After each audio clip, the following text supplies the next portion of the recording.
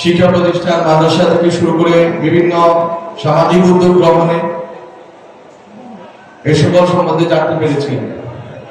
এই দরবার শরীফ পুরা বাংলাদেশে হাজার হাজার মাদ্রাসা প্রতিষ্ঠা করেছে। এখন তিনি মাদ্রাসা প্রতিষ্ঠার কাজ করছে।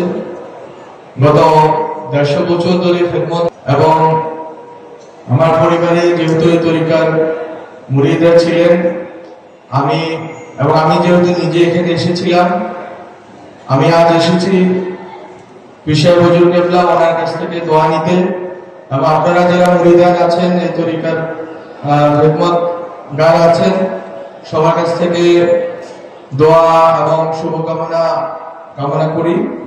আপনারা দোয়া করবেন যাতে বাংলাদেশ অন্তর্বর্তীকালীন সরকার যে সংস্কার কার্যক্রমে হাত দিয়েছে সেগুলি শেষ করতে পারে এবং বাংলাদেশ রাষ্ট্রকে একটি গোছানো জায়গায় রেখে আমরা যাতে বিদায় নিতে পারি।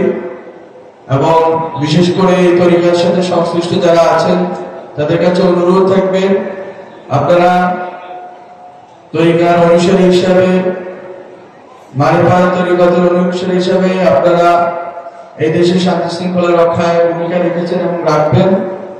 এবং আমার জন্য দোয়া করবেন যাতে আমি বাংলাদেশ রাষ্ট্রের আপনাদের একজন পীর ভাইয়ের পরিবারের সন্তান হিসেবে আমি যাতে বাংলাদেশের খেদমত করতে পারি। আপনারা আমার জন্য দোয়া রাখবেন। এবং আপনাদেরকে জানাতে চাই যে পিশার হুজুর কেবলার সাথে আমার কথা হয়েছে।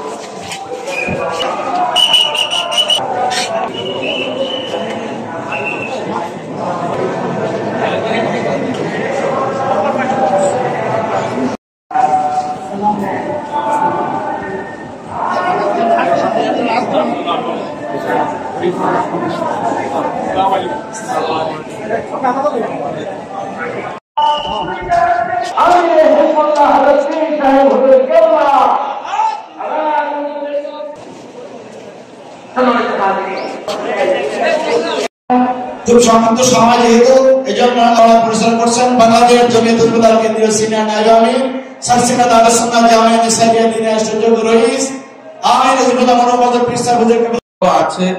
আমি চেষ্টা করব দরবারে শুরু করে পুরো বাংলাদেশের নাগরিক আপনারা আমাকে দোয়া করবেন, আপনাদের শুভকামনা রাখবেন। সবাইকে অনেক অনেক শুভেচ্ছা, সালাম।